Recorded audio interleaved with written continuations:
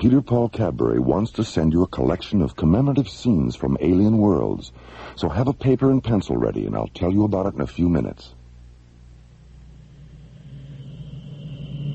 Slowly rotating at the edge of deep space, 1,000 kilometers beyond the atmosphere of 21st century Earth, is the Arthur C. Clarke Astronomical Observatory, Starlab.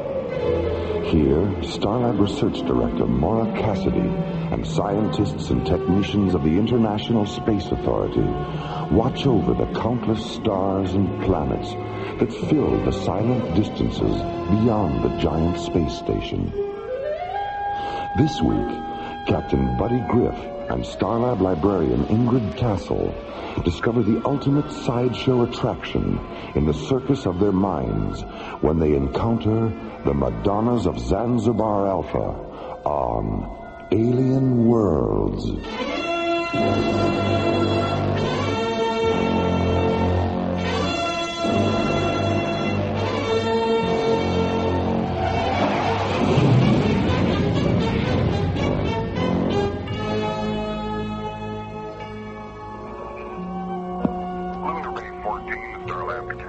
This is Starlab. Go ahead, Lunar Base 14. Jerry, it's Frank Patterson.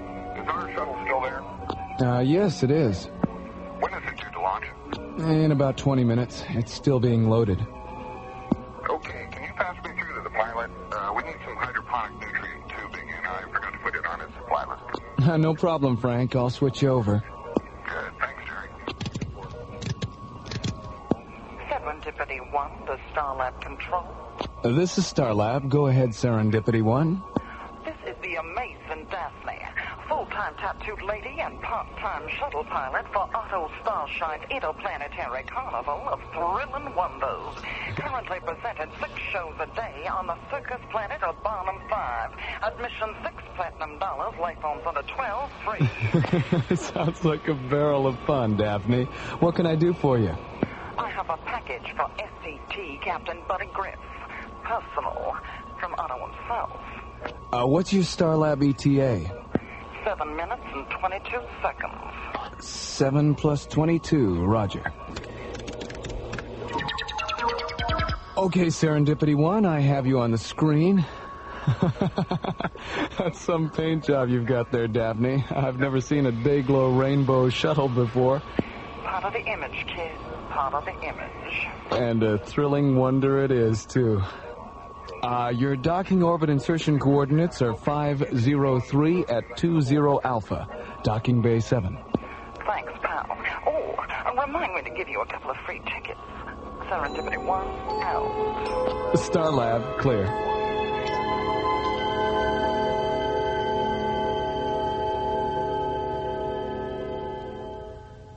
Well, it seems to me that in order to project the astral body, the person first has to visualize being outside himself. He has to actually see his etheric body while he's still in his physical body. Oh, I don't know, John. What is there about the real or imagined presence of the, what's that German word for etheric double, Maura? Doppelganger. Yeah, doppelganger. Great word. Why is it necessary to visualize the doppelganger first? I mean, if that's essential, how do you explain the fact that people have out-of-body experiences while they're asleep? Maybe it's because when you sleep, you dream. And I'm oversimplifying this now, but aren't dreams unconscious visualizations of places you've been or places you want to be? I never thought of that. I guess that's a possibility. So maybe you're both right. Excuse me, Dr. Cassidy. What is it, Patrick? There's someone here from Barnum 5 to see Captain Griff. Daphne? Hello, buddy, you old roustabout. Hiya, Daff. My gosh. Maura. I'm sorry, I think nothing of it, dollface. Tattooed ladies are supposed to give you the shivers and make your eyes pop. That's what we get paid for. Daphne, this is Maura Cassidy, Starlab's research director. Glad to know you, Maura. Hello? And this is my good friend John Graydon. Put her there, Johnny. Any friend of Buddy's is a pal of mine. I've heard a lot about you, Daphne. Well, anything this beanpole told you about me, you gotta take with a grain of salt. Or maybe with a grain of pepper if you like your story spicy. Buddy, I didn't know that you knew any tattooed ladies. Why, hell's bells, Mara. Me and the kid have known each other for years. Well, when he was just a squirt, he used to spend half the summer following Otto's carnival around. How is Otto, anyway? Buddy, he couldn't be better. Going interplanetary was the smartest thing he ever did. Why, we got more attractions and menageries than you can shake a stick at. And Otto's got one whole shuttle stuffed with mattresses, just so he can store his money. Daphne, could I ask you a personal question? Far away, Johnny. Well, are you, tattooed all over? Oh, well, heck yes, sugar. I even got tattoos on the bottom of my feet. Want to see? Well, no. I mean, if you don't want to. Oh, no trouble at all, Johnny. Happy to oblige. Here, buddy. Help me off with these clod hoppers. Okay, here, give me your foot. Oh, there. What do you think of that? Oh, fantastic. What's that there, Daphne? A white rabbit? A white rabbit? A Mad Hatter? A Queen of Hearts? Twiddly-dee, twiddly-dum. Oh, heck, Mara. I got the whole story of Alice in Wonderland tattooed on the bottom of these babies. Daphne, did you have all these tattoos when you joined the circus? Nope. It was just my arms at first.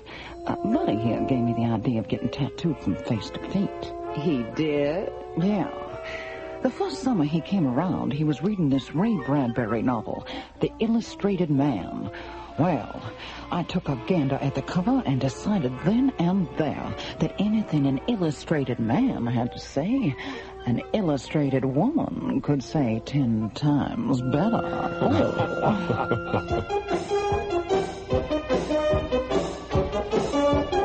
Alien Worlds will continue. Peter Paul Cadbury wants to send you a collection of commemorative scenes from Alien Worlds. 9 full-color illustrations from fantastic adventures like Earthlight and the Kilohertz War, and characters like Elon of Death Song and the Madonnas of Zanzibar.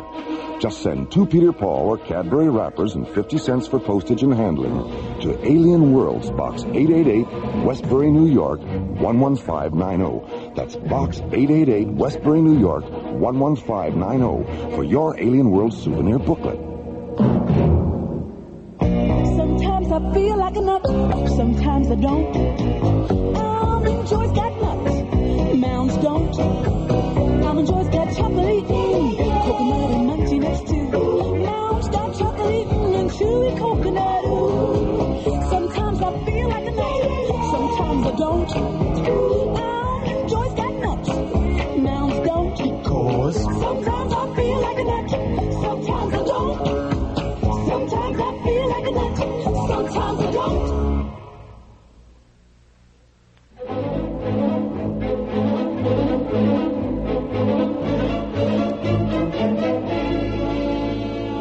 Alien Worlds continues.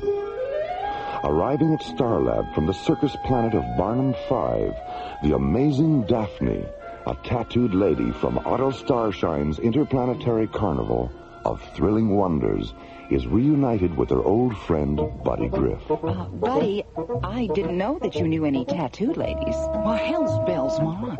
Me and the kid have known each other for years. Well, when he was just a squirt, he used to spend half the summer following Otto's carnival around. How is Otto, anyway? Buddy, he couldn't be better. Going interplanetary was the smartest thing he ever did. Why, we got more attractions and menageries than you can shake a stick at. And Otto's got one whole shuttle stuffed with mattresses, just so he can store his money. Half an hour later, Maura, John, Buddy, and the amazing Daphne enter Starlab's Visual Media Theater to view a videotape cassette Daphne has brought from Barnum 5.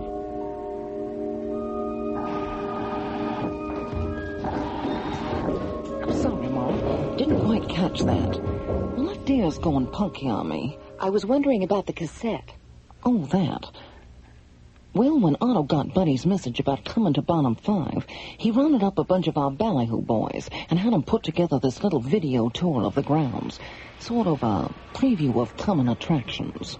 Well, that was nice of him. Otto's always doing stuff like that, Mara. Figured Buddy'd get a kick out of it. I love it.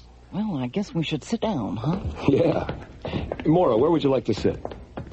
Well, I'd like a seat on the aisle. Well, I don't know. I like sitting in the middle, up close.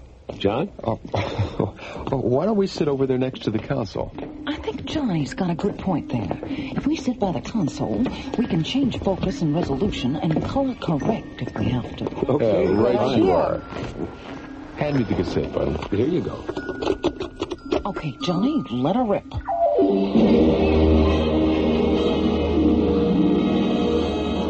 Ladies and gentlemen, presenting Otto Starshine's Interplanetary Carnival of Thrilling Wonders.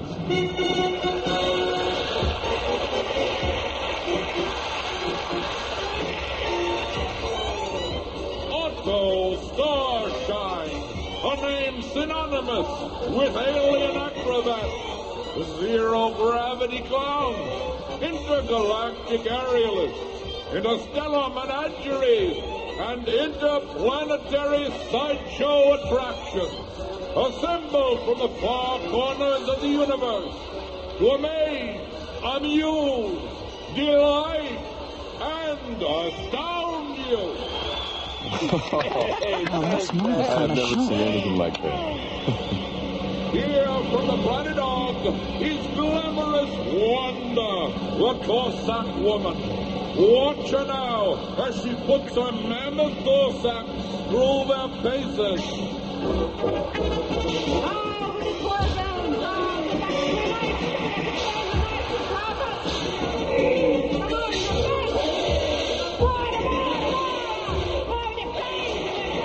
Did you believe that? She looks pretty mean to me. Good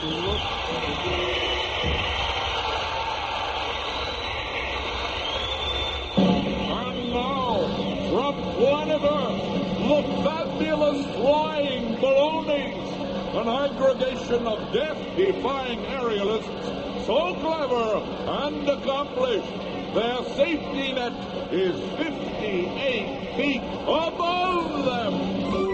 He's got to Wait be a kidding. minute. They fall up? And here from Otto Starshine's interstellar menagerie, a Lavinian confusion creature. Notice the tail at both ends, hence the name Confusion Creature.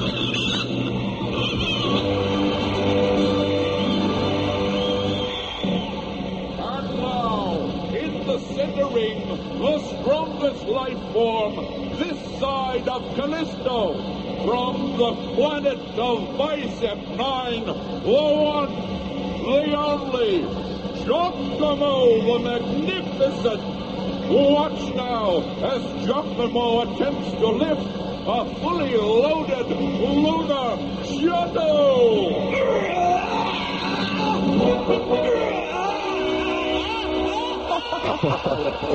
Great.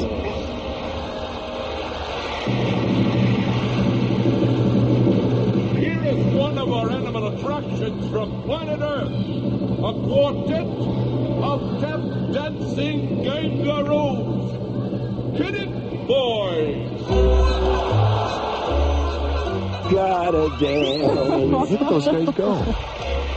And now, for your delight and satisfaction, Glean, the fire-breathing fish person of Ditmos 8.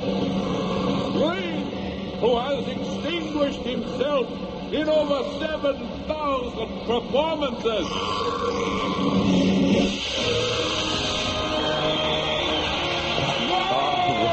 I've never seen anything like it, I'll admit that.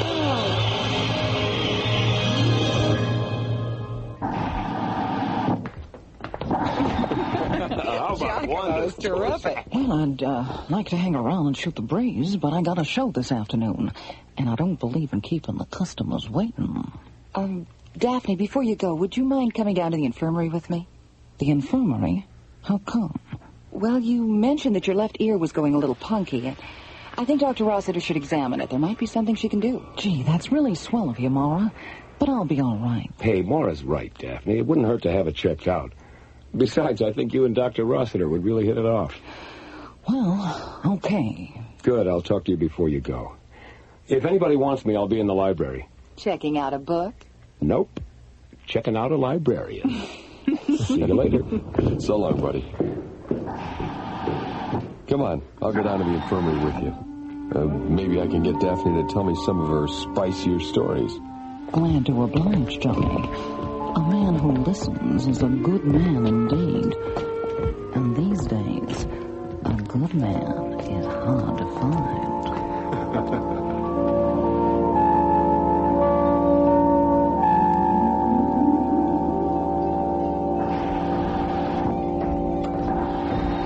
Hi, Ingrid. Shh. Hi, buddy. What do you mean? I mean, shh.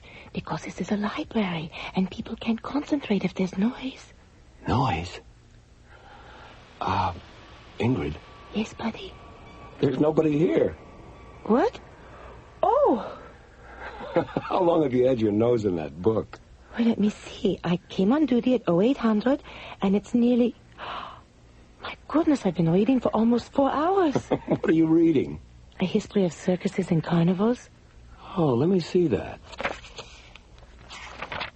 Hey, this is great. Well, since we are going to Barnum 5 tomorrow, and because Daphne and Arthur are such good friends to you, I thought it would be nice if I could talk circus talk with them. Well, people like it very much when you take an interest in their profession, don't you think? Yes, they like it very much. I hope the weather is nice tomorrow on Barnum 5.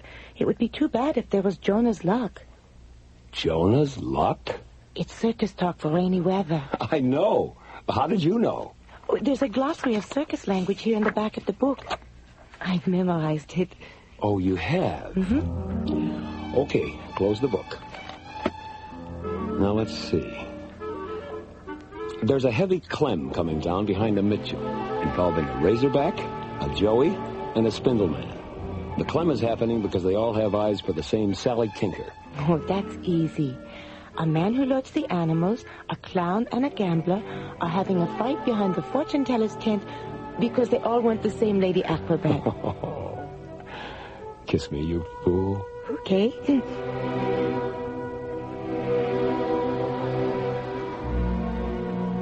Alien Worlds will continue. Pardon me, isn't that a Cadbury chocolate bar? I've never tried one. Oh, that's too bad. Mind if I have a teensy piece? Hey, that's my bar. I'll just take a little bit. Well, it was for my wife and me. Oh, she'll love it. You know you can get carried away with this stuff? I've noticed. Give it back. Oh, come on, it's a big bar. It's getting smaller. Once people taste a big, thick Cadbury chocolate bar, they get very carried away. Because only a Cadbury bar is so rich, so creamy, so Cadbury. Can I have my Cadbury back now? Your Cadbury? Oh, I guess I got carried away. Peter Paul Cadbury wants to send you a collection of commemorative scenes from Alien Worlds. 9 full-color illustrations from fantastic adventures like Earthlight and the Kilohertz War, and characters like Elon of Death Song and the Madonnas of Zanzibar. Just send 2 Peter Paul or Cadbury wrappers and 50 cents for postage and handling to Alien Worlds, Box 888, Westbury, New York, 11590. That's Box 888, Westbury, New York, 11590 for your Alien Worlds souvenir booklet.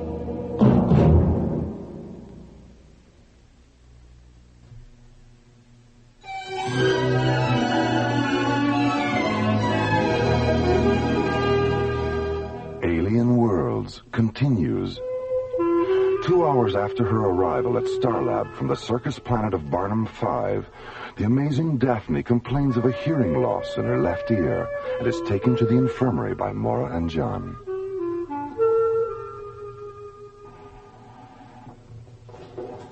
Hello, Dr. Cassidy, Captain Graydon. Hi, Maddie. Hi there, Maddie. Hello, Daphne. Well, how about that? Kid knows me. News travels pretty fast around here, Daphne. Do you want to see Dr. Rossiter? Mm-hmm. She's not too busy. She's in her office. Come on.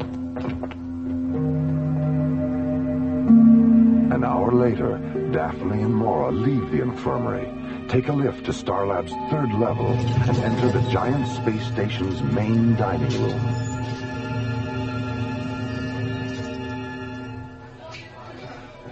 Hi, buddy. Hi, Maura, Daphne. Hi, honey. How'd it go? Well, it looks like I'm not going deaf after all. I got a cracked eardrum, but Diana gave me some medicine for it. Says if I use it twice a day for 2 weeks, the crack will heal up, and, hey, I'll be as good as new. Oh, good. Great. Oh, Daphne, this is Ingrid. She'll be coming to Barnum 5 with me tomorrow. Glad to know you, Ingrid. Hello, Daphne. Buddy's told me so much about you that it's nice to finally see you, in the flesh. Yeah, well, I'm happy to say there's a lot of flesh to see. Hey, where's John? He's still down in the infirmary. Is something wrong with him? Nothing a Sunday afternoon with Maddie won't cure. Yeah, well, I guess my spicy story has finally got to him. Will you have lunch with us, Daphne? I'd really love to, honey, but I gotta be getting back. Here's a couple of Annie Oakley's, buddy. I'll flash them at the gate tomorrow, and one of the boys will take you right to Otto. Annie Oakley's? That's circus talk for free tickets. Oh, well, excuse me. Come on, Daphne. We'll walk you down to your docking bay.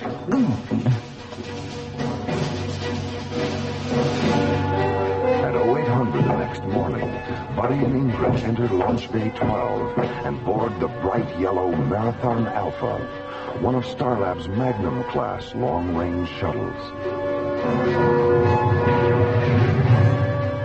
15 minutes later, the Marathon Alpha rockets out of its launch bay, banks 40 degrees, and jets away toward Barnum 5.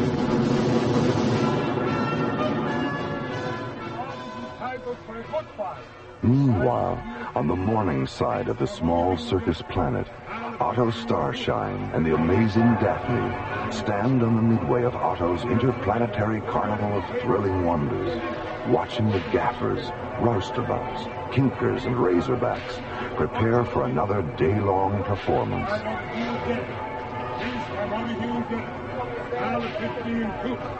Well, there will be no Jonas luck today, Daphne. The sky is beautiful. Yeah, it's gonna be a swell day, all right. Say, are we going ahead with what we talked about last night? The fourth ring? Yes, it's a wonderful idea, but it requires a good deal of preparation. So we had better take Buddy and Ingrid to Madame Disha the moment they arrive. Gotcha. No, Disha. Gotcha.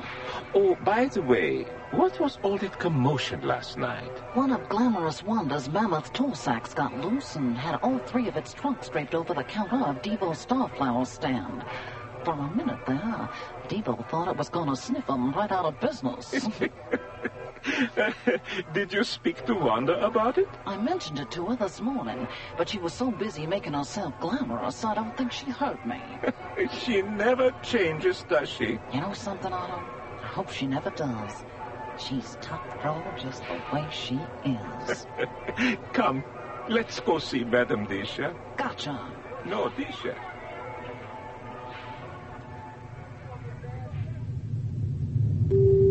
Marathon Alpha to Barnum 5 traffic control. Yo, we're tracking you, Marathon Alpha. I need landing vector coordinates for Otto Starshine's Carnival of Thrilling Wonders. Coming right up. Now, all right, is your ship outfitted with a GC-10 interface module? Affirmative. All right, terminate your onboard guidance system and open interface channel 105. We'll launch you from here. Roger. Okay, Marathon Alpha, we have you on ground control interlock. Have a good time. Thanks. Marathon Alpha out. Well, how do I look? Buddy, close your mouth. I didn't know you were changing your clothes back there. Oh, the way I look doesn't make you uncomfortable, does it? No. Little tiny skirts and little tiny tops don't make me uncomfortable. No. Yes, they do make me uncomfortable. Do you want me to change? No. I like being uncomfortable. Really, I do. I love it. Good. I think it's a perfect costume for a day at the circus. Circus? Oh, yeah, the circus. Oh, sure, it's perfect for a day at the circus. Or a night at the opera. Or a day at the races. 2 hours after leaving Starlab, the Marathon Alpha lands at the small spaceport near Otto Starshine's Carnival of Thrilling Wonders. 15 minutes later, Buddy and Ingrid flash their Annie Oakleys at the main gate of the carnival grounds and are escorted down the midway to Otto's office. A large red and gold circus wagon, surrounded by long neon flagpoles that fly the multicolored banners and pennants of 20 alien worlds. Hi, Otto. Hello, buddy. You look great, Otto. Just great. Well, it's been a long time, buddy. Too long. My advice is that you begin coming to my circus at least once a year, rather than once every decade. Will you promise me that? You got it, Otto. That's a promise. And, who is your charming companion? Oh, this is Ingrid Tassel. She's the librarian aboard Starlab. Well, I must say that the image of the librarian has changed considerably since I was a boy. It's a pleasure to meet you, my dear. Thank you, Otto. Well, what do you two think of the place so far? Oh, it's terrific. wonderful. I can't get over it. Excellent. Glad to hear it, kids. Glad to hear it. But if you think what you've seen so far is terrific, prepare yourselves for lots more. 'Cause you ain't seen nothing yet.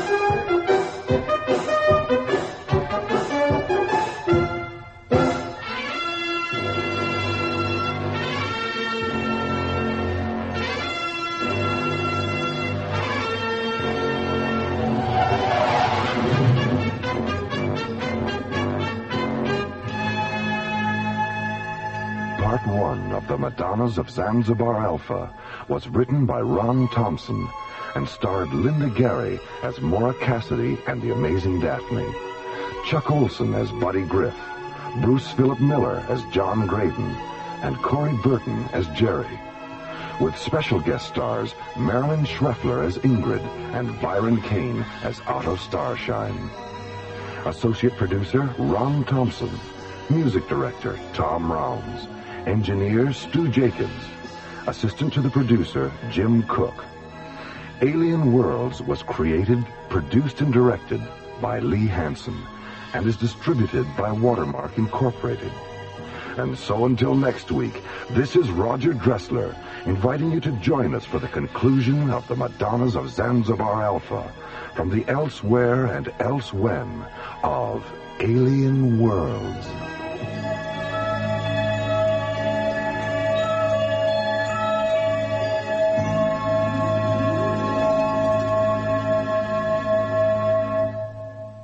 Peter Paul and Cadbury chocolate bars hope you have enjoyed Alien Worlds.